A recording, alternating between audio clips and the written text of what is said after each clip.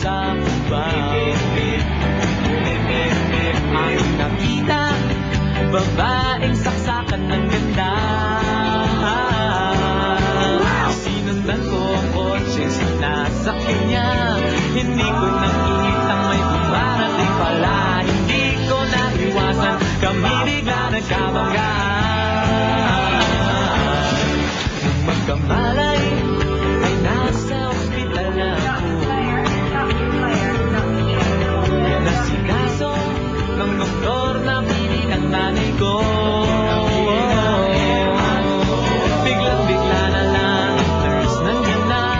At para kung nakitang anghel sa ganda. Kahit nagdidiliro, ito nasabi ko sa kanya.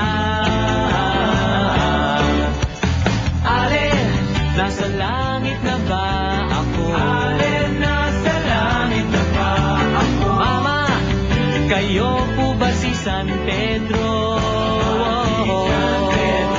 Okay lang sa akin kung ako'y debit na.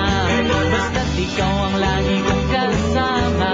Kaya ale, nasa langit na ba ako?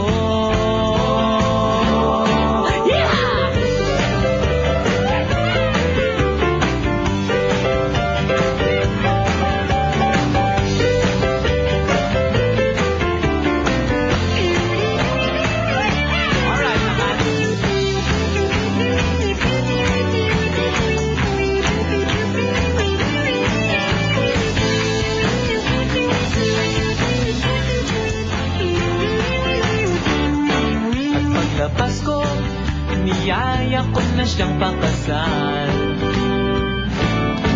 Ihangihan niya at nasabi may asawa na siya. Dinamdam ko masyadong sinabi niya. Hindi ko nakita hagdan, ubos na. Ako ay nahulog sa simento, ulo ko'y napunto.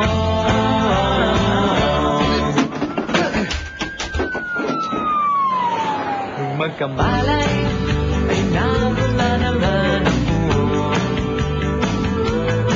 Pinasikaso ng doktor na pili ng utol ko. Biglang-bigla na lang ang bagong nurse nandiyan na. Tinanong ko muna siya kung may asawa na siya. Sabi niya walang puso, ko'y biglang natuwa. At nasabi kong alin, nasa langit na ba ako? Ale, nasa langit na ba ako? Mama, kayo po ba si San Pedro? Okay lang sa akin kung ako'y debo na. Basta't ikaw ang lagi kong kasama. Kaya ale, nasa langit na ba ako? Ale, nasa langit na ako. Ale, nasa langit na nga ako.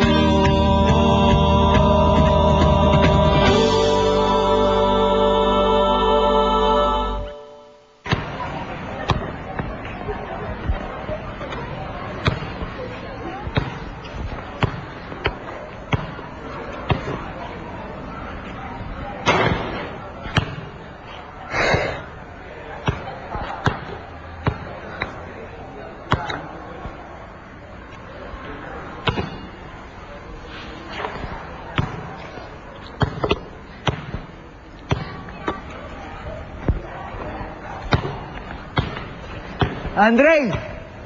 Andre! Andre! Andre!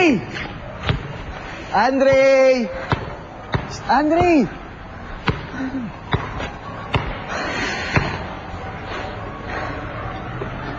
Bakit pare?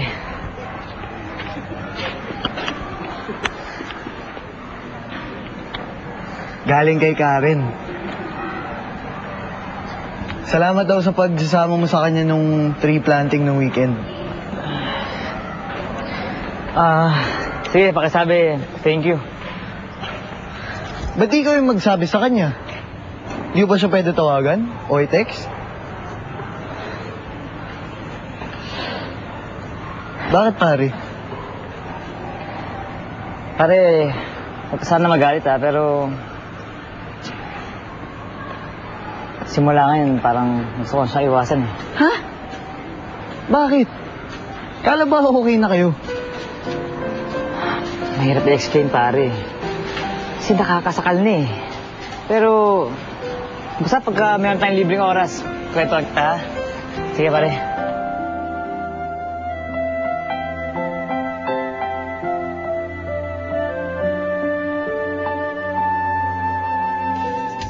Isang dekada ng kilig na puno ng pag-ibig. Maynila tuwing Sabado sa bago nitong oras, 9:30 ng umaga. Kita Kids!